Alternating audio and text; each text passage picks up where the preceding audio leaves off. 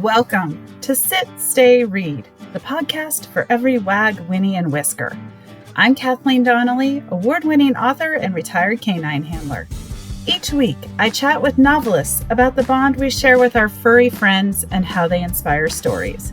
Grab a coffee, get cozy with your favorite pet. It's time to sit, stay, read. Well, today I get to welcome award-winning author Bruce Robert Coffin to discuss his upcoming release, Crimson Thaw. Fantastic book. It's not out yet. It comes out November 5th, but it's already receiving rave reviews, including from one of my personal favorite authors, Craig Johnson, who says it reads like the real deal, which it does. Welcome, Bruce. Thank you so much, Kathleen. This is great. Yeah, no, I was very excited to get that kind of review from Craig. I've been a big fan of the Longmire series of books for a long time, and then, my wife and I were both excited when we found out it was going to go to television, and so we were just as big a fan for that, right? Six seasons, I think, is what they ended up doing, and we were very disappointed to see that come to an end. But Craig's such a great guy, and the Longmire series lives on in his writing, so we love that. I love it too. Living in Colorado, we are just close enough to his home state of Wyoming that he comes through quite a bit. And I love the TV series. I love hearing him speak. He's just a great guy, just a fantastic guy. So he is, and a marvelous storyteller. He is. I have to be careful. I can only start his books when I have time to just sit and read because you can't put them down. So yeah. Well, I loved Crimson Thaw. Fantastic. Really fascinating storyline, some really unique twists. Would you like to give us a quick overview of what readers can expect? Sure. Really, this was, I didn't know that I would ever be writing procedurals again. I'd done 4 books with the Byron series, and then I began co-authoring the Turner and Mosley files with Lindy Walker. And it's fun. I mean, actually, we're still writing them, believe it or not. And we've had a good time with that, but it's a little bit different. There's a mystery element, but it's really historical / modern day treasure hunt kind of stuff. And so it's really entirely different to write those. And so I just thought, well, that's it. I won't write another procedural. And then they approached me. I think we were writing the second Turner Mosley book, and I got approached, or my agent got approached, and they asked if I'd be interested in writing another procedural series. And I thought, well, geez, what will I write? I've already done the John Byron thing, Portland, Maine, what will I do? And their response was, if you could write anything, what would you write? And I thought, well, geez, this is like a chance for me it's a big do-over, right? I can have a reset. What would I do differently this time around? And so I decided that one of the things I wanted to do, Paul Doran, who's a friend of mine, writes the Mike Bowditch mystery series, and Paul was smart enough to make his protagonist a Maine game warden, so he can literally set him anywhere in the state of Maine. And I found out writing the Byron mysteries that I had turned Portland, Maine into Cabot Cove, and there was no place for me to go, right? Everything had to happen in Portland. So I said, well, that's the first order of business. And so I came up with Brock Justice, second-generation Maine state trooper. And he's a detective for the state police investigating homicides. And when you first meet Brock, he is the rising star in the southern Maine area, working the major crimes unit south, which is really where all of Maine's population is in York and Cumberland counties. And then something happens that the readers will have to discover for themselves. And as a result of that, he really becomes persona non grata with the state police ranks. And although he's done nothing wrong, it's something happens, and then he gets reassigned to northern Maine. Really, the willy wax, I guess, if you will. It's the, it's. There are places that are populated, especially along the seaboard, down east coast of Maine, where everybody knows, like, the vacationers would probably be familiar. But then I also intentionally focus on small towns. The first book, Crimson Thaw, opens really primarily takes place in Blue Hill. And then the second one, which actually will be out in January, they're doing a rapid release of these, Bitter Fall, takes place in Greenville. So this has been a lot of fun for me to feature some of those small towns that I know well, but probably a lot of readers will not. So kind of neat. I loved it. Yeah, I don't know. I mean, I live in Colorado, like I said, so I don't know the East Coast very well, and definitely not Maine. And I love the small towns. I'm like ready to come on vacation and And that's minus what the we hope, murders, right? maybe. Yeah. And it's an opportunity too to kind of highlight and feature, the actual businesses, the real businesses in the area, and I think the Blue Hill Library even makes an appearance in the first book. So nothing's Yeah. accidental when I do this stuff, but it's kind of fun for people to come, and see the real places that are written about. So Yeah, and I really enjoyed, well, first of all, I really enjoyed Brock. I love the setting, but Brock was really fascinating because, like you said, readers are going to have to discover what's happened to him. But to me, he truly did the right thing. But yeah. he's a little bit ostracized for it, and it really gives him some conflict, including with his own father. I'm just curious how that storyline developed. And I just wanted when I was coming up with him, it was funny because I initially when Paula Munier, who's my agent, approached me with it, my first thought was, well, I'm writing another series already with Lindy. When am I going to have time to do this? And she yeah, did. She's like, oh, well, that's not important. What's important is would you be willing? And I'm like, well, yeah. So, but then after I got off the phone with her, I really started to the seed had been planted, and I really started to kind of take off on the idea. And I thought, all right. So within a span of 2 days, this entire thing came to me. I figured out how I wanted wow, to do it, what the series would be like, how Brock would evolve, and the backstory, the whole thing. And so what I wanted was, I thought if I could make his life difficult, well, how would I do that? And so for me, it became that his dad was a Maine state trooper before him, and his dad was the recipient of the legendary Trooper Award. And I thought, can you imagine growing up in that household? Trying to yeah. follow in those footsteps. I would imagine that the door frames weren't wide enough for Dad's head to get through, that kind of thing. So, and I really just wanted to kind of play off that, like Brock and his father are two totally opposite people, and then through life happens, and as a result of that, Brock ends up following his footsteps, which is really the last place he intended to go. And they've always had a weird relationship, not a close, warm relationship.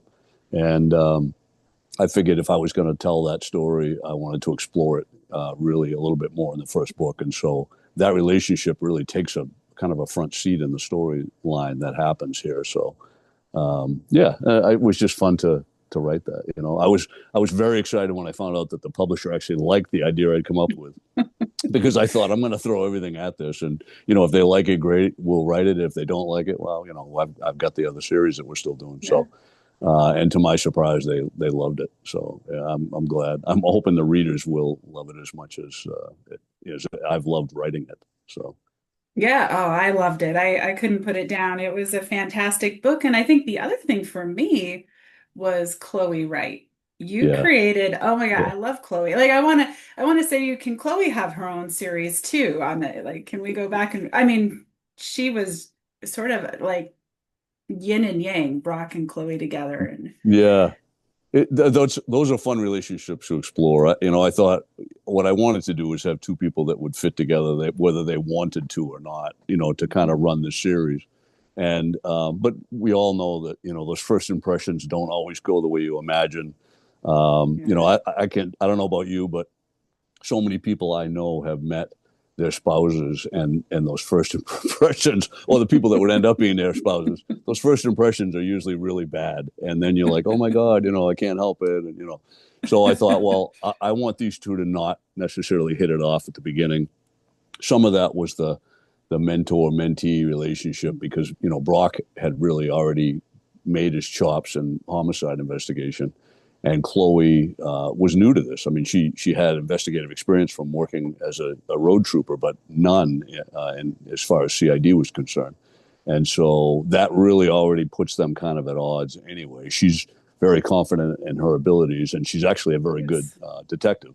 But Brock doesn't want to work with anybody. He doesn't want to train a new person. He doesn't want to be in Northern Maine. He's got a lot of things going against him. So, yeah, I wanted intentionally to have a lot of tension in the first book between the two of them. but that gradual thing where they both begin to learn each other's strengths and I think have a mutual respect for each other. Yeah, I really enjoyed it. And I could tell, I mean, you've had 27 years in law enforcement. So when Craig Johnson says the real deal, I mean, you really are. Were you state trooper? Were you state, No, Portland, what was Portland police. Yeah, Portland police? Okay. when I Okay. retired, I was supervising the homicide and violent crime detectives. So yeah, really, there's a lot of stuff that I still have to research, but what the actual job was, I knew already. So that gives me a little bit of an advantage.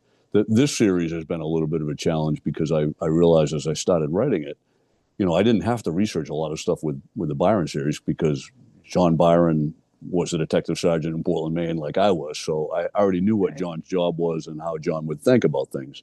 But this state police do things a little differently than we do. And being stuck up in the middle of nowhere means you don't necessarily have a full court press where you can grab 15 detectives and just go to town on a case for the first couple of days. You don't have that. That So makes sense. they have people that end up doing multiple things. They have to be creative about where they're going to stage the what we call the war room, where the case will actually be put up on a whiteboard where they'll discuss the facets of the case and really a private space. So they're constantly having to figure out a way to do a workaround on what would be very simple in a big city. Yeah, I really enjoyed that because, and I think that's something maybe if you live in a big city, you don't realize that the small towns, whether you're in Maine, Colorado, Wyoming, they really are limited on resources in law enforcement, and Oh they yeah, really rely on help, which yeah. which is interesting to me. Yeah, So I mean, you're literally in, some of these towns might have, 7,000 people living in them, and that's it. And one of the challenges is, and actually as a writer, I love this because it just creates, I think, another way to portray drama and build tension. When you investigate a homicide in a small town where there aren't many people that live there, you find out quickly that everybody knows everybody. And so it's yeah, very important to try and keep secrets or things close to the vest because you don't want it getting back to the suspect. Maybe the suspect's friends with the lieutenant on the police department or the police chief, or so you really don't know who you can trust and who you can't. And so for me, it's a double-edged sword where it works to my advantage in that it makes it harder for the detectives because they don't know who to trust. But it also means they have to rely on each other, which I wanted Chloe and Brock to sort of grow into. And when you realize that really it is you're the core yeah. group that you have to trust each other. You have to figure out how to make it work. And so it's just an interesting dynamic to explore. In every book I've noticed already, I'm writing the third one right now. Every book I've noticed that relationship is constantly in need of tweaking or new discovery or whatever it is, just because Yeah. the storyline sort of lends itself to that. Yeah, I love that. I mean, that definitely, and even some of the tips they get are from small town people who, through the grapevine, have heard, "Oh, you're investigating this, and now I have something to tell you." And it's Right. so true, It's yeah, it's so fascinating. I'm curious, your career in law enforcement, what brought you to law enforcement? Do you uh, have a family who were officers I or? did. Yeah, actually, as time went on, I ended up having a ton of cousins and uncles and all that type, brother-in-laws and all kinds of people, nephews that were in law enforcement. But at the time, for me, it was really just my uncle Wayne, and Okay. Wayne was he ended up being a lieutenant in a nearby town called Gorham in Maine. It's in the southern part of the state, and he did that for 35 years. I tell people I got out after 27, so my uncle apparently was a slow learner. I love But I knew enough to get out it. before that. So, but but yeah, I went to college on scholarships for my writing, and with fully intending to be, in my mind, I wanted to be the next Stephen King, and Yeah. that was my big inspiration growing up, reading those books and wanting to be that type of a writer. And my college writing experience probably went the way a lot of future writers' college experiences went. It wasn't great, and really, it just sort of turned me on my head. I didn't know, my big plan was that, and when it felt like that wasn't going to happen, the message being that I didn't have what it took to be, a published author, I guess, is the thing. And so I just changed course, and I went down through that list. I think that we all have those. We want to be an astronaut and a professional, sports figure or whatever. And for me, police officer was just one that was sitting there because I had really looked up to my uncle, and I always remembered that we'd go to gatherings like with my parents would have friends that were in the same town, and Wayne would occasionally show up, and he was in uniform, and you're like, wow, he's still Uncle Wayne, but he seemed Yeah. taller, and somehow he was larger than life, and the stories that he would tell me were enthralling. So I just thought, well, if I can't do what I want to do, let's try something else and see if I'll be any good at that. And little did I know that life happens. I did that for almost 3 decades, and then the well apparently was full at that point, and the desire to write had never left. I didn't realize it, but it never left. Awesome. Well, I'm glad it came back because your books are just a great gift to Thank you. read. And I mean, and your other series, I should mention, with Lindy Walker, is up for a Silver Falchion It Award. is. Yeah. So that's pretty Thank exciting. So congratulations on Thank that. you. Yeah, we're both very excited about that. It's been such a weird journey, I think, for both of us because Lindy had already had a couple of series, an established writer and doing the thing, and then all of a sudden the opportunity came to co-author, and I don't know if she was excited about the prospect or as nervous as I was, but I really I fought that as long as I could. I was just afraid that I had a group of readers already. I had built a following. I had people that expected more John Byron from me, and I was really worried that I was going to go off the rails if I did this different thing. Plus, I thought, well, I can not only can I screw up my own career, but I can screw up Lindy's because this could be really bad. No. And but the passion I think for it we both had, and the more we talked, the more clear I think it became that we both wanted the same thing. Um, One of the things we did during the 4 months that I was resisting was we actually tried doing a couple of chapters because Lindy, had really fleshed out a lot of what she wanted the series to be. And she had written really an exhausting, kind of an outline for The General's Gold, which was the first book. And she was still in the process of writing it at that point and didn't have all the details or even all the characters that were going to happen. So we talked about that. And then I just said, well, give me your notes for the first two scenes or chapters and let Yeah. me do what I do. And I'll send them back to you. And if you hate them, you can change your phone number. We never have to talk again. But that was it. I wanted to see if that would work, if we were really on the same page creatively. And it worked. She loved what I sent her. So That's fantastic. it made it so much easier when you're like, okay, good, we're both on the same page. So but we've had a Yeah. blast writing those, and we're actually getting ready to start the fifth. She's already working Oh, on the notes for the fantastic. fifth book, so yeah, very happy about that.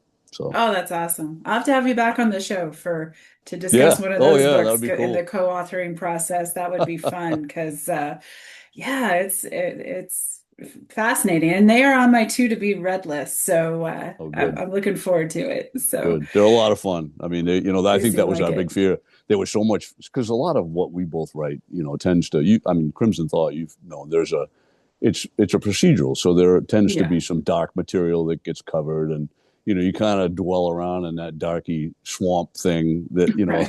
that part of your brain to write those. And so I think that was the other thing that attracted both of us to writing the Turner Mosley files. It was really something that was just pure fun. It didn't have to be Neat. stuck in reality. Yeah. Crazy things could happen. Bad guys everywhere, and it was I more love of it. it was fun. It was much fun to write. As like I said, we really both hope that the readers would find the same thing. And based on the way they're doing, I'd say the readers definitely agree with us. Say So so. Yeah. Yeah. Based on what I've read on the reviews, I would say so as well. So that's that's awesome. cool. Thank you. Yeah, yeah. Well, since this is Sit, Stay, Read, we talk a little bit with animals, and you do actually have a canine in Crimson Thaw. Yeah, Uh, yeah, and we I was like, obviously you've worked with canines. You had that dog pegged in like one yeah. sentence. I did So, actually during my years when I was still in uniform. Well, actually, at one point I wanted to do the canine thing. We actually got it. They got me a German Shepherd. It was a rescue nice. dog, and for the first 6 months things were great, and then the prior abuses manifested themselves, Oh, and so we ended up not being able to keep the dog. So that just never happened. But I spent so much time. I was the bike guy. Whenever they would do a demo or training in the middle of yeah. the night in a parking lot when it was 10 degrees outside, I'd be the bike guy. And what I loved about that was, I love animals anyway, but dogs specifically. And I would learn every little thing, every little nuance, every little hang up that each one of these dogs had. And some of them really got into it, and Yeah. they didn't need a lot of motivation or prodding.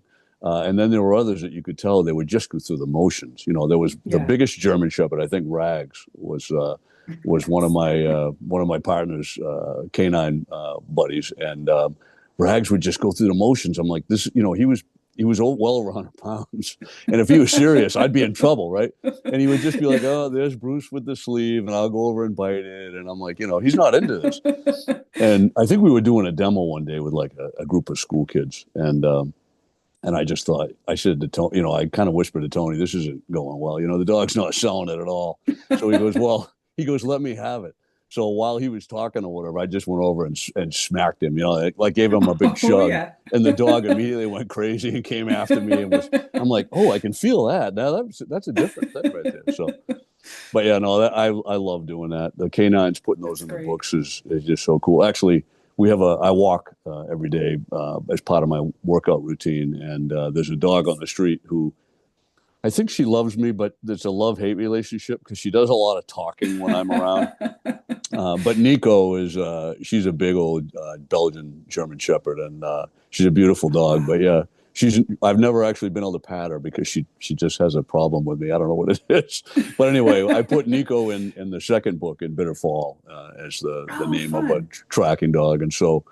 Yeah, the owners are all excited about that. I go, Nico, you're going to be famous, and her response is to yell at me. So I don't know. I don't think she's impressed, but the owners like it anyway. So Well, they'll be big fans. And maybe she just wants that bite sleeve on you right, so she can have her way with you. she's losing out. She's like, my God, I want to bite that guy. Yeah, she knows I what don't you think she'd did. need a sleeve. I think she'd just go for it. I probably and one thing people probably don't realize is you might wear the suit or the sleeve, but those dogs have so much power, you still Oh feel yeah. it. You Oh, you still feel definitely it. feel it. It's like a vice with teeth. It Yeah. was funny. One of the dogs, Kent, was one of the dogs that Dwight Burtis, one of the canine handlers. He actually was a military canine handler as well. So he came to Oh, the wow. PD with all kinds of extra training and whatever. And Kent was crazy.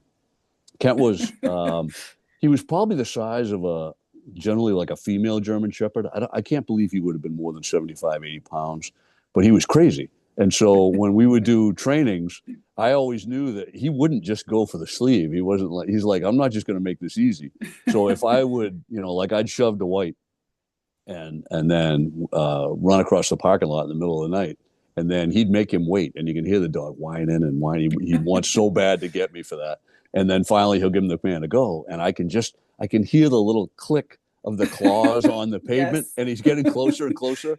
And now I'm like, this is full blown terror now because I know what's going to happen. He's not going for the sleeve. What does he do? He jumps up on my back, and so I can feel Oh, myself going gosh. down, right? And I'm in full uniform. I don't really want to Yeah. trash my uniform here. So I'm like, I have two decisions to make. I can land on my good arm that's not sleeved, or I can land on the sleeve and protect myself. Well, if I do that, he's going to bite me.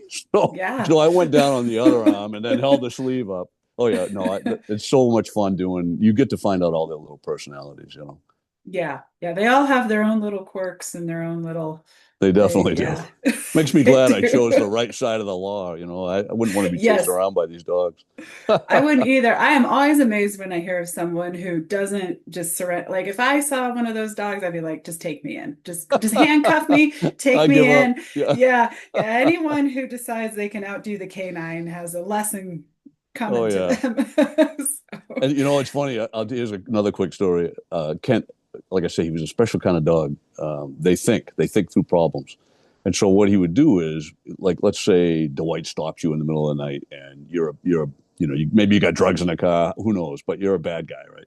And so he would put Kent on you. After searching you, he'd put Kent on you. So Kent would sit right in front of you and stare up at you. And then Dwight would tell him, don't do anything. Just give him the command. Just sit there and watch him. And so if you move, you're going to get bit. So it was a way to keep him safe, so he could search your car and not worry about not being able to see you.